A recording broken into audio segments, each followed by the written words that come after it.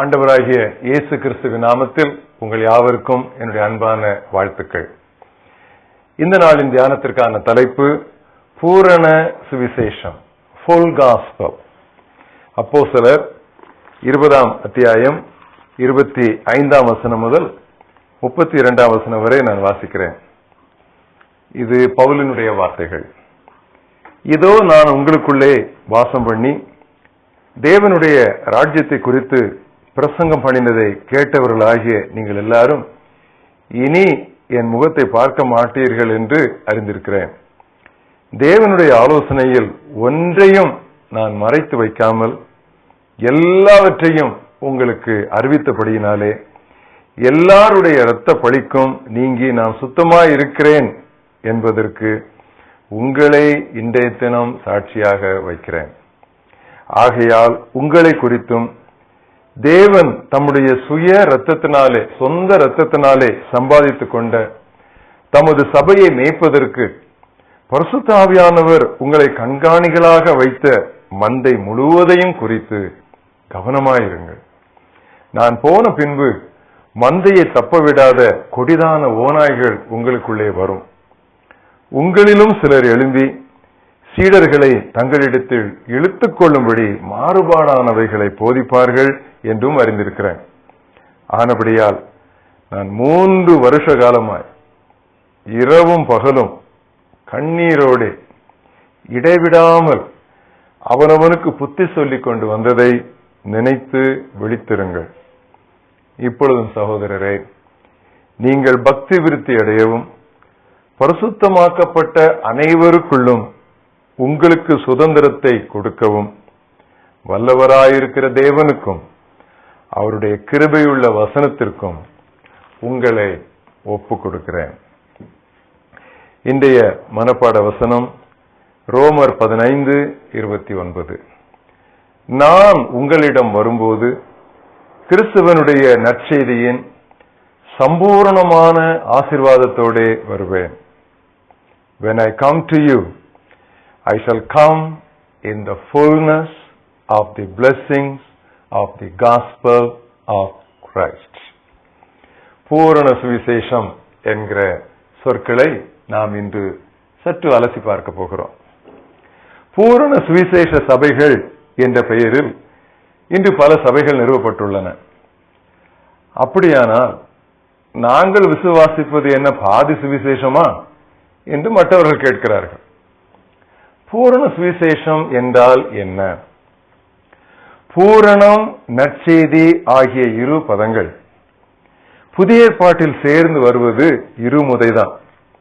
அதை சொல்லியது பவுல். 1:15 ரோமர் 15ஆம் அத்தியாயம் 19ஆம் வசனம். இப்படி எருசலேம் துவக்கி சுற்றிலும் இல்லிரிக்கம் தேசம் வரைக்கும் கிறிஸ்துவின் சுவிசேஷத்தை பூரணமாய் பிரசங்கித்திருக்கிறேன்.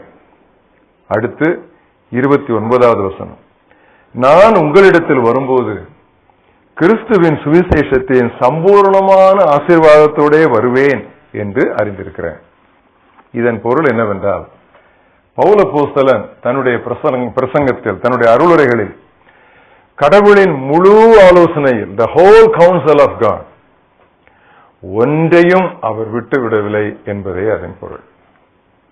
காஸ்பல் என்பது ஒரு ஆங்கிலோ சாக்சன் வேர்ட். இதன் பொருள் குட் டைடிங்ஸ், நல்ல செய்தி, நற்செய்தி என்பதாகும். எல்லா மக்களுக்கும் மிகுந்த மகிழ்ச்சியை கொடுக்கும் நற்செய்தி என்று கிறிஸ்துமஸ் செய்தியை தூதர்கள் அறிவித்தார்கள். நற்செய்திக்கு சரியான ஒரு வரையறை, சரியான என்றால் அதற்கு முன்னும் பின்னும் ஒன்னும் போக முடியாது. தி perfect definition, the exact definition for the gospel is given to us by Paul in 1 Corinthians 15:1-4. 1 கொரிந்தியர் 15:1-4 பவுல் அழகாக அதை கொடுத்திருக்கிறார். நான் அதை வாசிக்கிறேன். கிறிஸ்துவானவர் வேத வாக்கியங்களின்படி நமது பாவங்களுக்காக இறந்து அடக்கம் செய்யப்பட்டு வேத வாக்கியங்களின்படி 3ஆம் நாளில் உயிருடன் எழுந்தார். இது 1 கொரிந்தியர் 15ஆம் அத்தியாயம் 3, 4 வசனங்களிலே உண்டு. இதை மனப்பாடம் பண்ணி கொடுங்க. இதுதான் சுத்த சுவிசேஷம், சம்பூரணமான சுவிசேஷம். இத்துடன் எதை கூட்டினாலும் குறைத்தாலும் அது கலப்படம் தான்.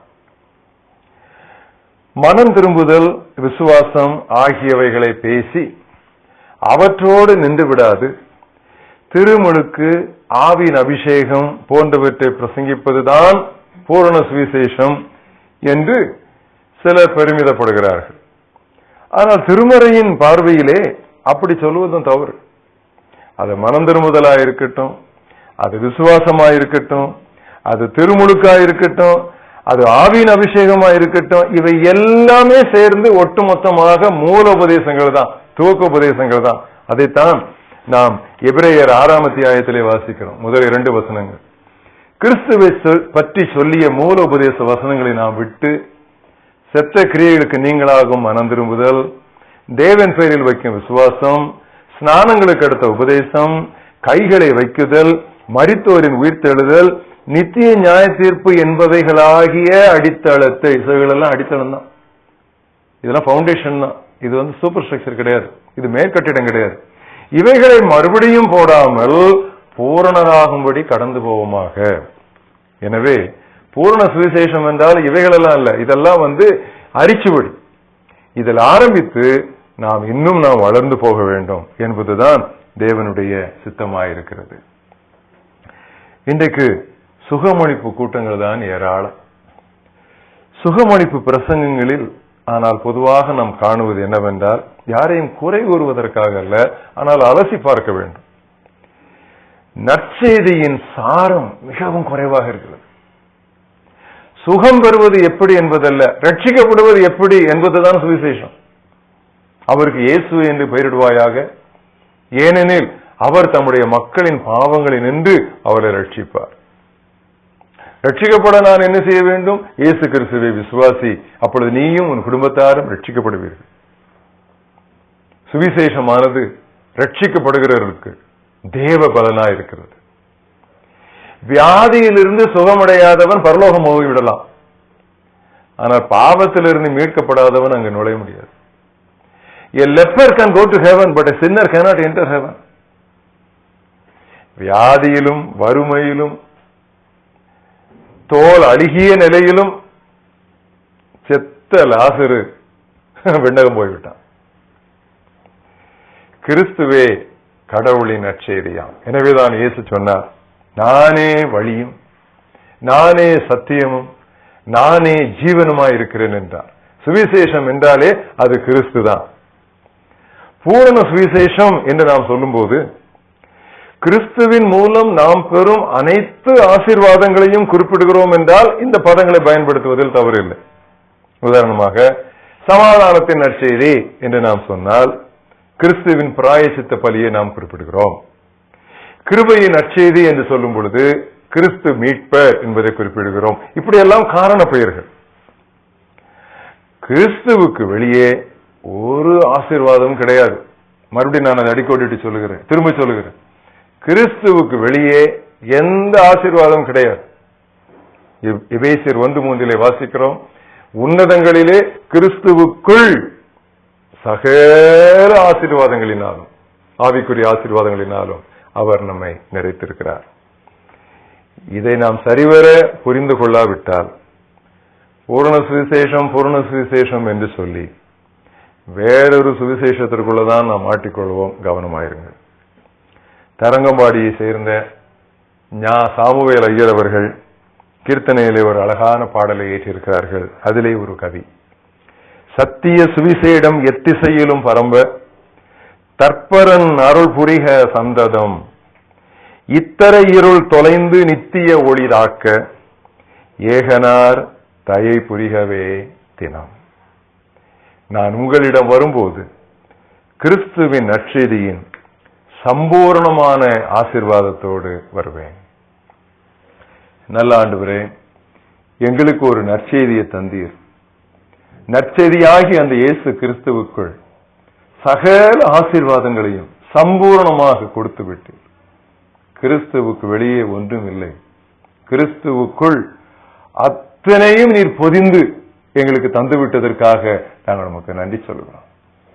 கர்த்தாவே, எங்கள் இந்திய மக்களுக்கு பூரண சுவிசேஷத்தை, கிறிஸ்துவின் முழு ஆசீர்வாதங்களை, கிறிஸ்துவின் சம்பூரணமான கிருபைகளை, நீர் உம்முடைய வசனத்தில் சொல்லி இருக்கிற ஆலோசனையில் ஒன்றையும் மறைக்காமல் தெளிவாக சொல்லி எல்லாருடைய இரத்த பழிக்கும் நாங்கள் விலகிக்கொள்ள நீர் எங்களுக்கு உதவி தாரும். கர்த்தாவே, எங்களுடைய நாட்டிலே மக்கள் பஞ்சத்திலும் பசியிலும் அறியாமையிலும் அஞ்ஞானத்திலும் விக்கிரகாராதனையிலும் பலவிதமான மோசங்களிலும் பலவிதமான பாவங்களிலும் அவர்கள் சிக்கி வழி தெரியாமல் திகைக்கிற இந்த காலத்தில் இயேசுவே வழி, இயேசுவே சத்தியம், இயேசுவே ஜீவன் என்கிற இந்த உயரிய இயேசுவின் வார்த்தைகளை மூலை முடுக்குகள், சந்து பொந்துகள், பட்டி தொட்டிகள் எல்லா இடங்களிலும் நாங்கள் பிரசுரிக்க பறைசாற்ற எங்களுக்கு தைரியத்தை தாரும். கர்த்தாவே, இந்த நாளிலே நாங்கள் கேட்ட இந்த வார்த்தைகள் எங்களுடைய காதுகளில் தொனித்துக் கொண்டே இருக்கட்டும். இந்த வார்த்தைகள் மற்றவர்கள் காதுகளிலே தொனிக்க எங்களால் ஆன அத்தனையும் நாங்கள் செய்யட்டும். இயேசு கிறிஸ்துவின் நாமத்தில் பிதாவே, ஆமென்.